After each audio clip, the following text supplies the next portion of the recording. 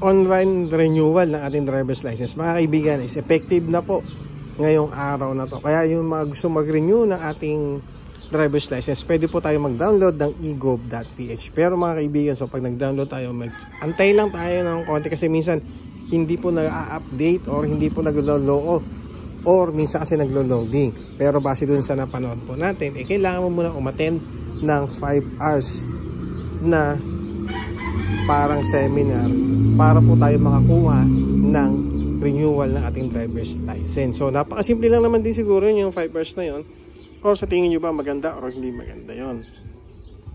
Pero marami tayong matutunan doon. Siyempre magte-take din po tayo ng exam. May exam, and doon na po tayo magbabayad ng medical. Siyempre yung babayaran din po natin yung ating driver's license, online na rin po. Tapos kung gusto mo pa-deliver na sa bahay ninyo yung ating driver's license, is tinatanggap din po yan ni LTO, or pwede mo rin naman puntahan sa pinakamalapit na LTO branches yung driver's license na kunuha mo online. Okay? So napakaganda rin naman po yung programang ito ni LTO. Sana magtuloy-tuloy at sana po hindi magkaroon ng problema o error sa mga system nila.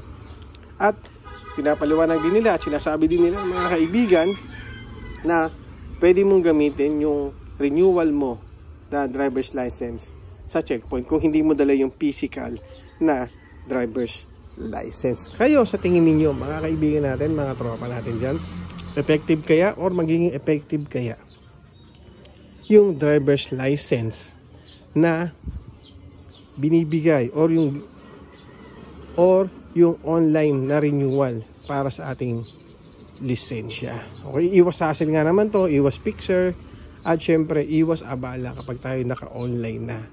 Okay, pero maganda na rin to mga kaibigan kasi sa bahay ka lang, doon ka na rin magbabayad kung may GCash ka o kaya PayPal o kaya bank transfer, pwede mo naman siyang gawin doon. Iwas hassle, sapapago ko nga sa inyo, iwas hassle, iwas picture, at iwas abala sa atin. Pwede mong gawin to o kahit anong araw, Sabado hanggang Linggo o kaya Monday to Friday. At least nasa bahay ka. Kung umatin ka man ng 5 hours na seminar, nasa bahay ka din lang naman. Diba? Okay? So yun lang mga kaibigan, nag-update lang ako sa inyo na meron tayong online application ng driver's license o online renewal ng ating driver's license ngayon. Okay? Maraming salamat. Yun lang. Thank you.